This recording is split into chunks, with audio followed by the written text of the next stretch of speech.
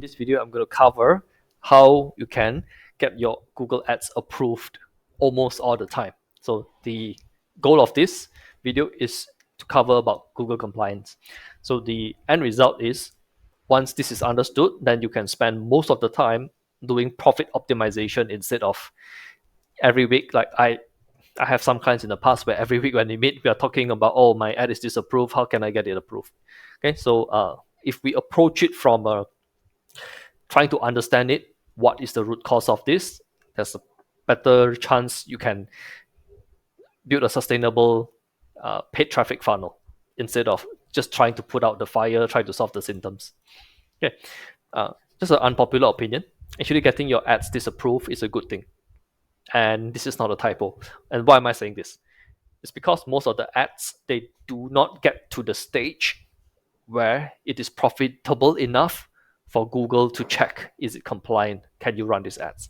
Okay, so a lot of the ads that are set up, and you probably heard a lot of other people, they set up the ads, it was not performing well, so they shut it down. So they didn't have the chance to run long enough for Google to take a close look and see is this compliant. So the longer your ad runs, the more times the Google algorithm will check, is your ad compliant? That is how Google operates. Every time you run until a certain number, they will check. So nobody knows how frequent, nobody knows what is the criteria. But one thing is for sure is the longer your ad runs, the more strict Google will be with you. The more times they will check. Okay, so the best way I can use an example to highlight how we want to take a look at this is this fruit seller at the roadside. So the story is he set up selling fruits by a roadside. He just put up the stall, put some wood together, put the fruits, and he started his business. So first few days, not many customers. Then after some time, more and more people know, this person sell the fruits is very nice. More and more people can buy. His business grew until a point where he got the attention of the authorities. The authorities came over and say, hey, yeah, we like the fact that you are selling fruits, but you missed two things. You didn't get a permit, you didn't get a business license. You're supposed to do that. We have some regulations, everybody's playing by the same rules, so we have to shut you down. So now this fruit seller have two choices. One, he can choose to just close everything here, find a spot, a new hiding spot where the authorities don't know. Okay, now if he does that, what will happen is everybody who is used to buying from him here, they will not know where is his new spot. Okay, they might not even recognize him because they are used to this spot, they're used to this person. So he can play hide and seek with the authorities, but if all of his attention is asking the question, where should I hide? He's not going to grow his business. Situation number two is where he asks himself, okay, so I have reached a stage where I need to take compliance seriously. What do I need to do so I stay on the good side, so I stay compliant? Actually, it's a good thing because my competitors can't just see I'm selling fruits very, very successful. They just copy me. So it can be a good thing. Okay, so we want to see how can we get on the good side of Google, right? So quick summary, what this video is going to cover is why most courses hit the compliance wall, how to prevent, what are action steps, and I'll give a step-by-step walkthrough. I'll also list the uncompliant assets I found on the ad and the landing page. Right. So before I go into it, now I really want to make sure that we are looking this problem from a point where I think is more productive, which is okay, because I just came back from vacation. In the hotel, we are not allowed to bring durians, even though durian is the national fruit of my country. It's just a law that everybody have to abide. So let's pretend I like to eat durians. So let's say if I go to the hotel and I pound the table at the front desk, it's like, hey, I'm booking the presidential suite for 1 month, for 2 months, for a long time. I should get special treatment. The hotel can say, hey, Jay, thanks for your business, but we have a reputation to take care. We have standards to comply on our own. we do not want to risk our hotel getting blacklisted by the authorities. We do not want to risk all of this potential damage. We will kindly ask you to take your business somewhere else. And yes, we can actually take our business somewhere else. If you want some ad platform that is less strict, you can always explore native ads and solo ads. These two platforms, these two ad channels, they are paid traffic. They have less strict rules than Google and Facebook. Okay, Bing is also kind of strict nowadays. Used to be Bing is a place where you can go, but now they're getting more popular, so they're also getting more strict. So native ads, you can check out Taboola. Solo ads, you can check out Udemy. Okay, I don't want to cover them too much in this video because this video is about Google Ads. Okay, so you can actually take your business somewhere else, but I imagine that is not what you want to do because Google Ads still have a lot of advantages. YouTube Ads still have a lot of advantages. Okay, so the compliance point of view, Google is this hotel, so they have to comply with some rules. A lot of the rules is actually the government rules. So some of the rules are they do not allow certain financial product, they do not allow gambling, they do not allow drugs, they do not allow weapons, they do not allow a lot of things that break the country law because they do not want to get arrested. They do not want to break the law, the country's law. Sometimes they don't want to break international law. No matter how much you offer them, a lawsuit is too expensive. Okay, so that is their point of view. They would rather not risk the little ad revenue. To Google, a few million is a small number. They are they don't need our money. Okay, I hate to admit that because I'm very used to if I have a problem, I pay my way out of it, or I pay the person to deal with it. Google and Facebook is not an entity we can do that. Okay, it is not it's just a bit special. Okay, they don't need us. Right. So how they approach the compliance. So right, the good news if you're watching this video, you're not the first person to see this. I've been on multiple teams. They always at a certain stage, once they grow, they will always face compliance issue. Right. So you are not the exception. So Google, they give very, very clear guidelines of what you can and cannot do. I'll just leave the links here. I will not go and read. But there's one thing that I would like to highlight is probable. Yeah. So of course you cannot guarantee returns. No, if you put in this much money, you put in X, you get Y amount. That will be very, very against. But sometimes this is the part that get a lot of causes into trouble. It is they feel we didn't fully disclose what is the risk involved. So especially for start your business or some coaching. So for example, if I run an ad for myself, for my Google Ads, I cannot say, I will definitely solve your compliance problem. It's probable, it's likely, but I cannot guarantee that. Okay, so and there's risk, and it has to be fully disclosed, and we can only suggest, we cannot make a hard claim. Okay, so this is something to read. You can read that separately. I'm not going to waste time to go over this. And even there's a video to go through this, what is unreliable claims. Okay? I put the subtitles here. So if it's possible, but not likely, the chance of failure is high, we have to disclose. If we didn't disclose, we are not following their requirements. Okay, so I've covered the best way to stay disapproved. Why is because in the past, many business owners, when they approach me, I keep catching them, they're doing this and they're not aware of it. So I just tell them like, hey, do you know from Google's point of view, you are the seller who is just dodging the authorities. I just find which is a new hiding spot. Okay, so that falls under trying to outsmart the Google AI. Now, this, if you think about it, Google is viewing many examples. Not every day, every minute, every second. Their machine have a lot of data to study. So to outsmart their system, long term, it's almost impossible. So I will just suggest like, hey, it's probably not something you want to do. Okay. The reason why I'm mentioning this is because in the past I have many times working with clients, months, not years but months, and I feel like it's it's just a waste of time because they're trying to outsmart. They're trying to think, oh, I can outplay the authorities. I can find a new hiding spot. Uh, okay, so not respecting rule. So if we come from this mindset, it doesn't help us. Okay, and not respecting the agent. So when they need help, I find like some clients in the past, they when they speak to the client, they speak to the Google ad rep. It's almost like the tone is accusing them, hey, we are paying you money, why is our ads not running? If you approach from that point of view, because you need to know the other person is also a human. If you can't get them to be your lawyer to win your case, it's going to be very hard.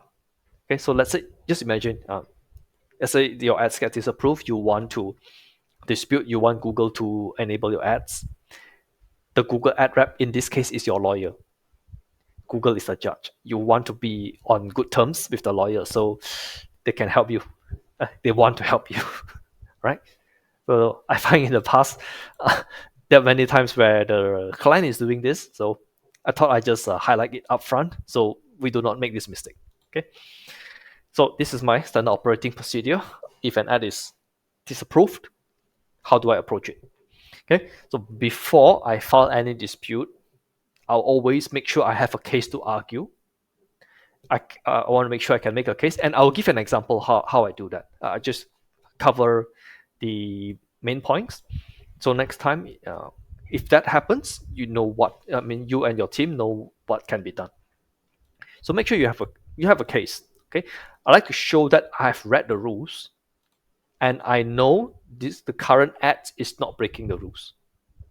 So that is how I win the Google ad rep on my side. Because I'm showing with my actions. I understand where you're coming from. I understand why these rules are there. I'm very confident I am not breaking them. Okay, so now I have something to argue. Once I have made the changes, and I make sure that my ad is compliant, then I'll appeal the ad. Okay, after I appeal the ad, then I'll reach out to the Google ad rep and just mention, hey, just for information, my ad just got disapproved. Okay, but I thought I informed you. Now I've already appealed, but I thought I keep you in the loop. Okay. Okay, so this is the example. Usually, this conversation is conducted in email. So when an ad got disapproved, I will write in the email, I have read the rules. And don't just say I read the rules. What I'll do is, let's say I get disapproved for unreliable claims.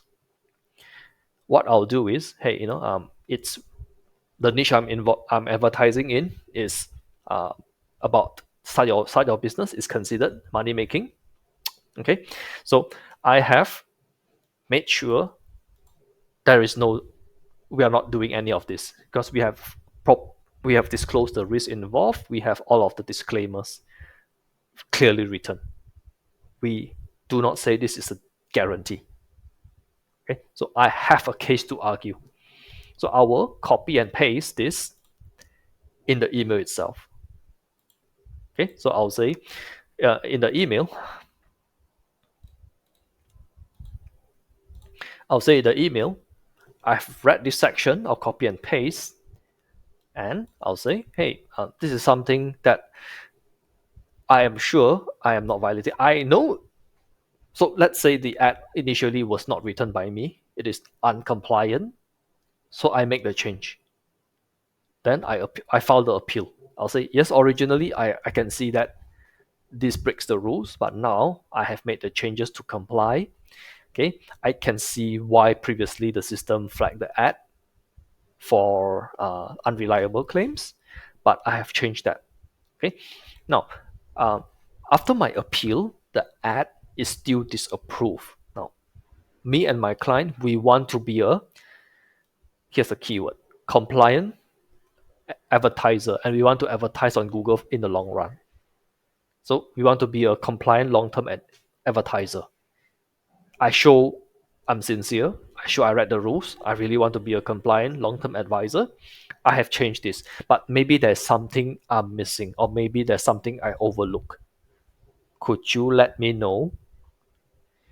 is there other part of the ad, even after I made a change, that is still uncompliant? Now, so far, when I ask it this way, I have never had one time they do not help me. 100% so far. The email is quite long, you can imagine. I provide them all the information. I've read the rules. I'm not a bad player. I'm here to play by your rules. Now imagine, let's say 80% of the people is coming from the tone of, hey, I paid you money, you have to do the thing for me. And you are the one being so respectful. Do you think it will affect the chances of them helping you? Okay, not saying it will, but so far the track record is pretty good. I got almost every ad approved. But of course, I've made the changes. It's not like I just uh, appeal and just send the email. Okay, I have to make the changes to comply with it. Okay, so here's an email. It's another example that I can give. Show the proof I've read the rules. Acknowledge the mistake. Yes, our bad. In the past, even though I didn't write it, I say, hey, in the past, I miswrote in my mistake. Okay, I overlooked this requirement. Okay, so acknowledge Google point of view. I can understand Google wants to be fully compliant. It wants to be a trusted platform. So here's what I changed. Okay, I want to be a long-term compliant advertiser. Could you show me if there's other part of my ad or my landing page, or what are other parts that are causing my ad to be disapproved? Okay, so this is an email example. Okay, so now I go to the other ways that you can approach this problem. Okay, just now that the approach I share is an ad rework, means you need to rewrite the ad. In some cases, you need to rewrite. Sorry, in most cases, you need to rewrite the ad and landing page because they are usually connected. There's probably one or more things on the ad, and there's probably one or more things on the landing page. So far, the campaigns I've go through, they are like this. If you're using a VSL funnel, your VSL could be the one that got you into trouble.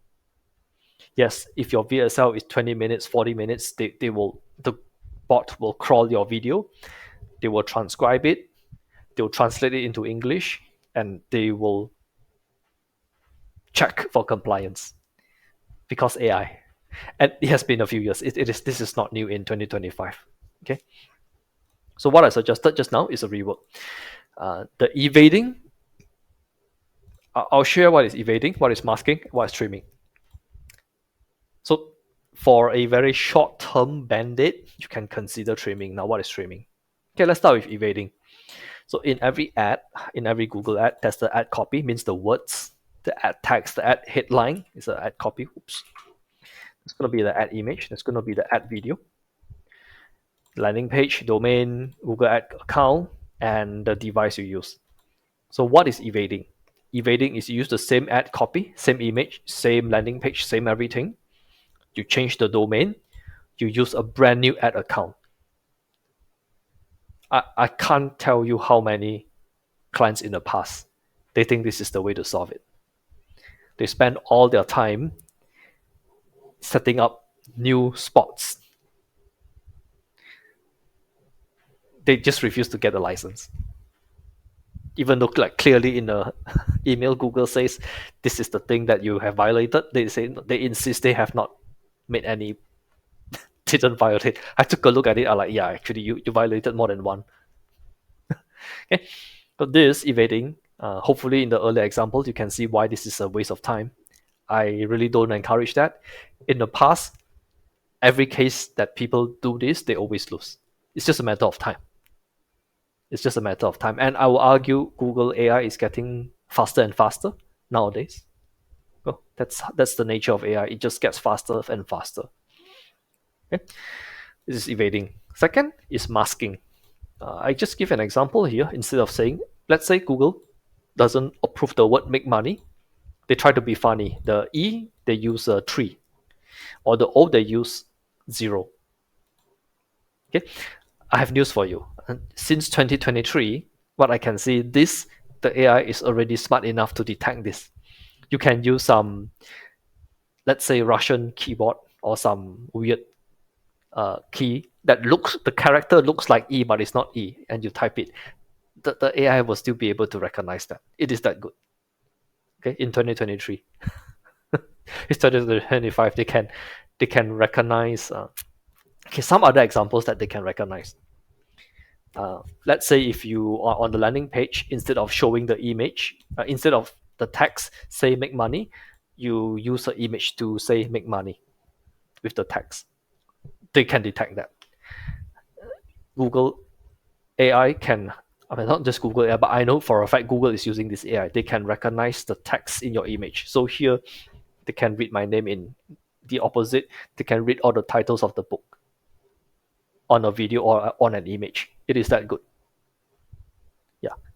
So this used to work in the past, but since 2023, this no longer works, to my knowledge. Since 2023, maybe it didn't work even earlier. Okay, other stuff like blurring the background, blurring the face, show half the face. So what some people did in the past is they upload, let's say, this video. It's a 1 minute YouTube ad. It convert very well.